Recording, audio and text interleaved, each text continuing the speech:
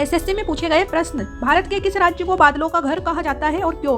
Answer होगा मेघालय। मेघालय शब्द का अर्थ होता है मेघों का आलय या बादलों का घर। यहाँ स्थित मासिनराम दुनिया का सबसे अधिक वर्षा वाला स्थान है। यह अपनी प्राकृतिक सुंदरता और पहाड़ियों के लिए प्रसिद्ध है। अगला, भारतीय संविधान में मौलिक अधिकार फंडामेंटल राइट्स किस देश के संविधान से लिए गए? संयुक्त राज्य अमेरिका, यूएसए। भारत के संविधान के भाग 3 अनुच्छेद 12 से 35 तक इन अधिकारों का वर्णन है। इन्हें भारत का मैग्ना कार्टा भी कहा जाता है क्योंकि ये नागरिकों के बुनियादी अधिकारों की सुरक्षा सुनिश्चित करते हैं। अगला क्वेश्चन देखिएगा, गांधी जी ने अपना पहला सत्याग्रह आंदोलन भारत में कहां से शुरू किया था? चंपारण, बिहार, 1917। यह आंदोलन नील की खेती करने वाले किसानों पर हो रहे अत्याचारों के खिलाफ से चंपारण सत्याग्रह के नाम से जाना जाता है और यहीं से गांधी जी के भारतीय स्वतंत्रता संग्राम में सक्रिय राजनीति की शुरुआत हुई थी।